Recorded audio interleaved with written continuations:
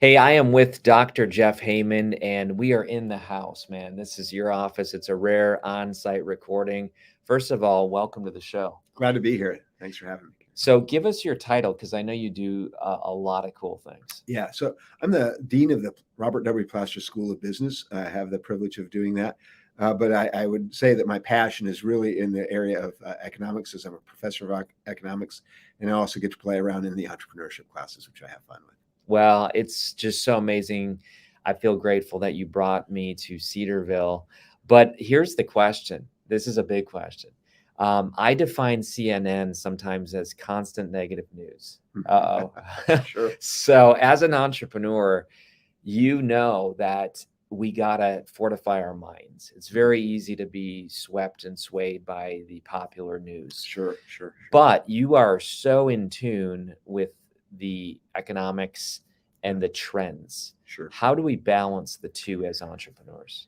Yeah, it's one of those things. We all want to stay abreast of things that are happening, and certainly early on in the entrepreneurial journey, a big part of what any entrepreneur is going to do is in surveying the landscape is understanding what the market might look like in the future. So, yeah, in most of your entrepreneurship textbooks, they'll have what are those big mega trends that are happening? You know, whether it be IT or now AI and cyber and Bitcoin and blockchain, all that. So awareness of broad trends is there, but here's the reality. Macro, you can't control it. Macro, I can't control it. Yes. So while we stay abreast of it, really what we typically see is it's always the micro story that wins in the end. In other words, how well you execute is going to determine whether you're a success, not whether there's some big macro trend. And if big macro trend does have like the great financial crisis and things like that, you know, hey, life happens. You pick it up and do it all over again. So that's the way I think about it. I like that. So you say be in the know of macro so you can just be relevant in the space, but what you control is the micro trend. Yeah. Well, I'll give you an illustration how paying attention to macro trends may help. You know that we've been involved here at Cedarville at helping, some of the founding company, Christian founders get started. And one of the things I was having some discussion with some of the others right now. We had seen with the financial situation that the Fed had created these zero interest rates. That's not sustainable over long term. We know that's going to be reversed. And in the aftermath, we start asking ourselves, what happens on the other side? That's where we want to think about a macro trend that might be there. So such that I asked the question, we might want to have a bias for those startups that aren't going to need a second round of funding. If we make an investment in an early round, if they're going to need and be dependent on multiple rounds of funding, when we think liquidity and credit is going to be tighter in the future, that may be one we steer away with. So that's one of the things we do pay attention to, and founders should. If you're aware that the future is going to be not as good, you may want to lock in on some funding sources early on and have your funding strategy to reflect that. Here's an interesting thing. In the great financial crisis, Ford and GM and Chrysler effectively went bankrupt. Whereas Ford did not. When I say effectively, because the Obama administration did some squirrely things to change bankrupt law and give the company the unions. That's another story. But what Ford, it wasn't that Ford was run drastically better, but they had basically done a major refinancing of all their debt the year earlier. Wow. And that had them more fiscally postured well. In that environment. Now, they didn't foresee this thing. So sometimes it's just, I would suggest dumb luck. But those are kinds of things where you may want to think about it. That makes sense. You also have this amazing role with something called Beyond Network. Talk about that, because it gives you a front row seat to see what's happening in a lot of the entrepreneurial space. Yeah. And so in our entrepreneurship program, we wanted to focus on kind of the startups, which is why I am so happy to have this buried chair of entrepreneurship here. But beyond the students, there's the other side of that. What about the funding side? So there's a capital side as well as the business side itself. And so when we first started our entrepreneurship effort, having the capacity to be able to raise up the funding for any successful ventures was pretty important. And we did that. And initially, while our startup from the students and alumni was lagging, we started opening up to basically any Christian founder. That's our minimal thing. We don't have real high doctrinal standards. Do you believe in Jesus Christ? That kind of thing. Right. And so our motto was Christian funders of Christian founders. We believe that capital has a purpose, and that we should be value investing with that at some level. And just to clarify, for the audience, you say that you have to believe in Jesus Christ. That is a qualifier. Yes. For the companies that we invest in, right? Yes. There are many good companies that you may want to invest in that are not led by Christians, but that's not our kind of value proposition for this fund.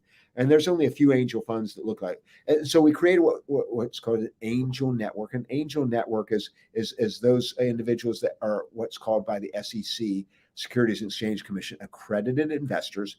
And so there's less regulation on them.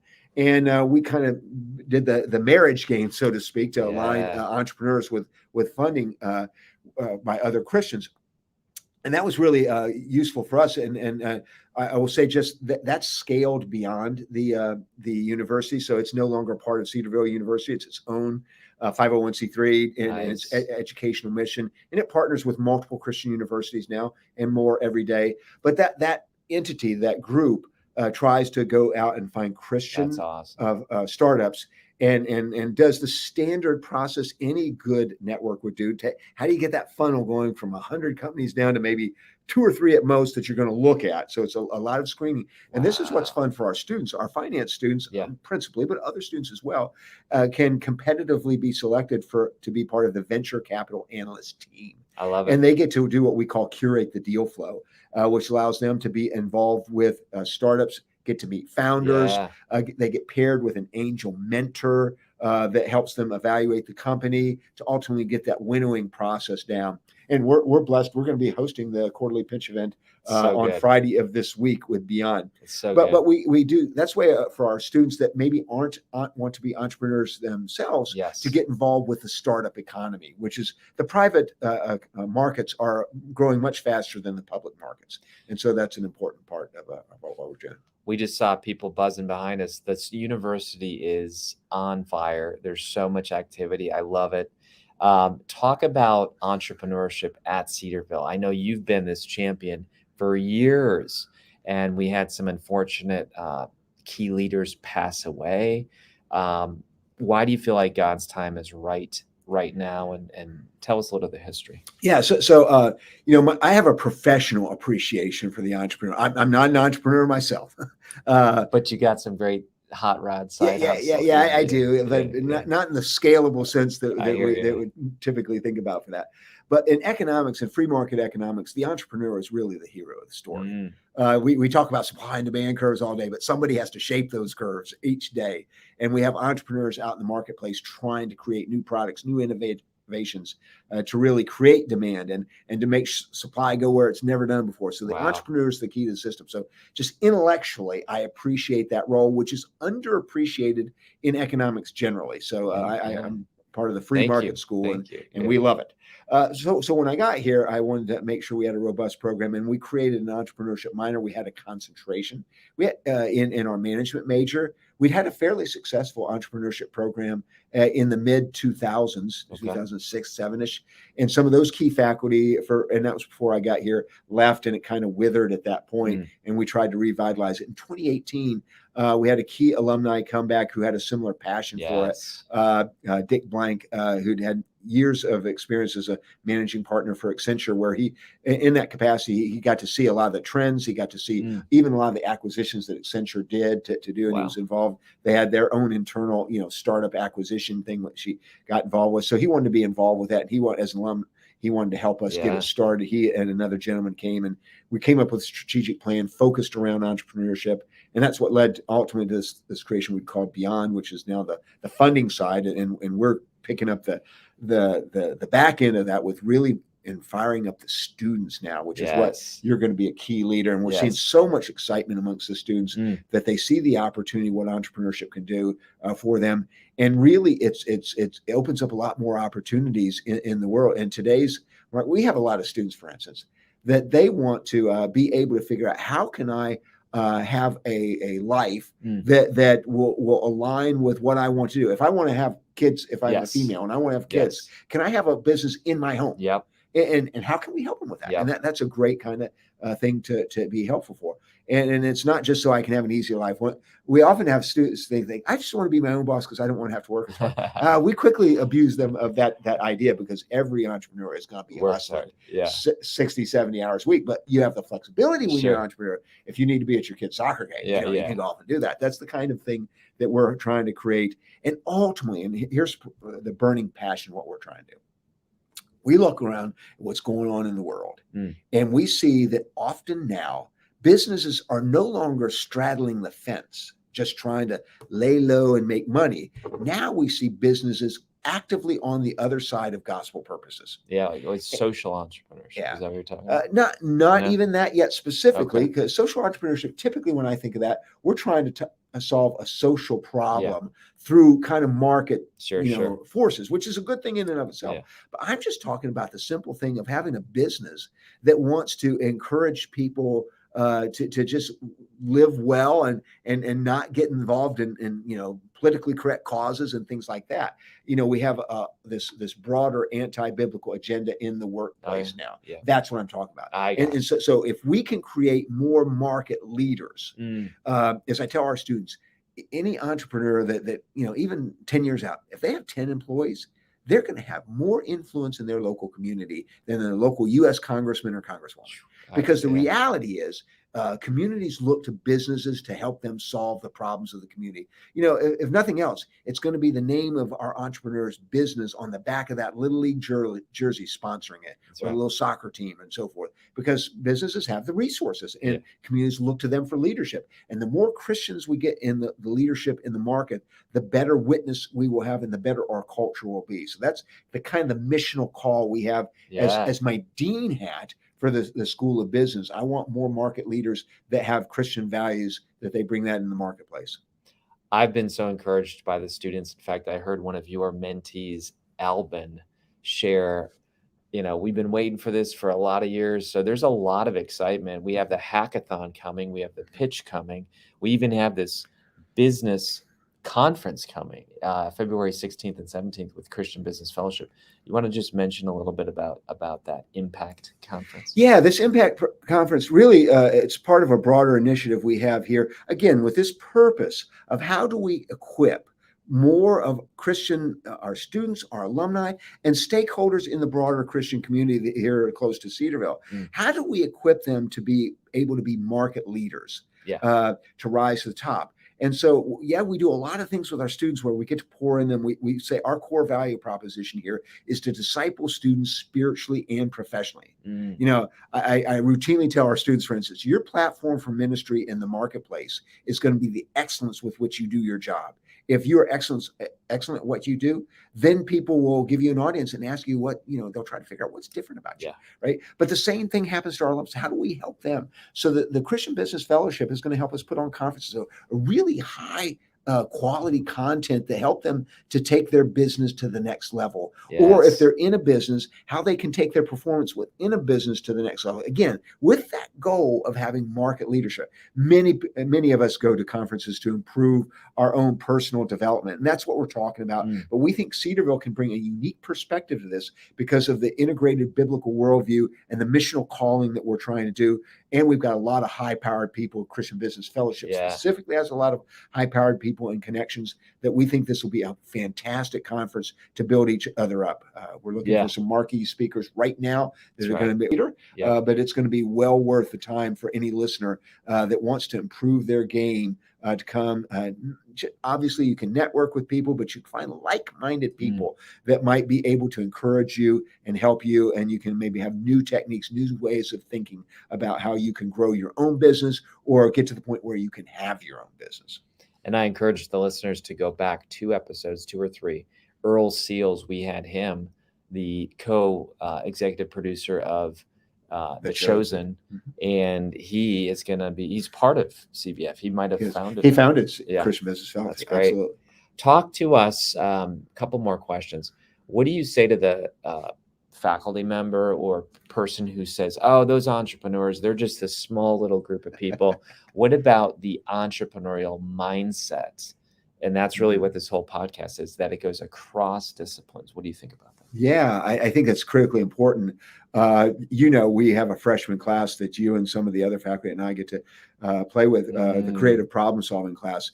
And the principal thing we try to tell everyone in that class is that you have to have this innovative mindset to be able to have really handle the rapidity, the rapidly changing world we live in. I mean, things are moving so fast with technology and everything else. We routinely tell students, hey, you're going to change careers 3 or 4 or 5 times, much faster and more frequently than us of our generation did.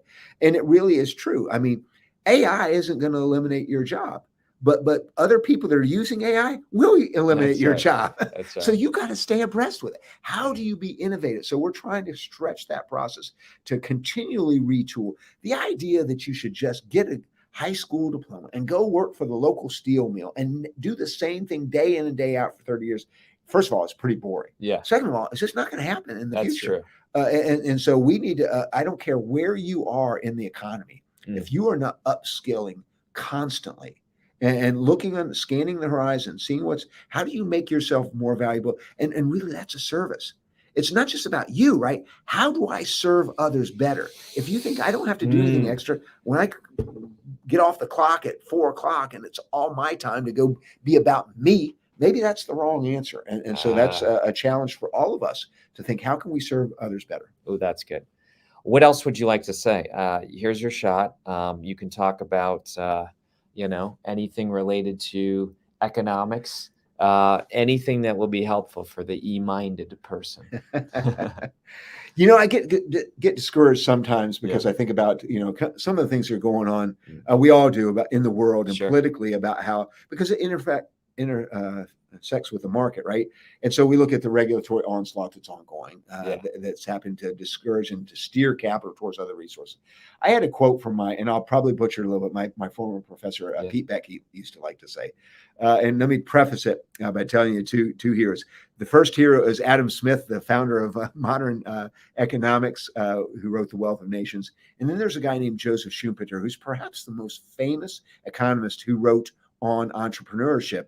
And he had what he called the entrepreneur was creative destroyer or creative destruction. You'll hear that term. And that comes from Schumpeter, because the creative destruction happens when entrepreneurs come up with some new innovation, which puts old ways of doing things out of business. Like the horse and buggy. Yeah, the horse and buggy was creative destroyed by the automobile. Yeah. That's the example. Gotcha. And the same thing we're seeing right now. Amazon, certainly Walmart ate Kmart, right? Yeah. And then Amazon is trying to eat Walmart. Yeah. Walmart's fighting back. It's kind of interesting, and they're doing better. But that's the kind of creative destruction. Here's the quote he used to say.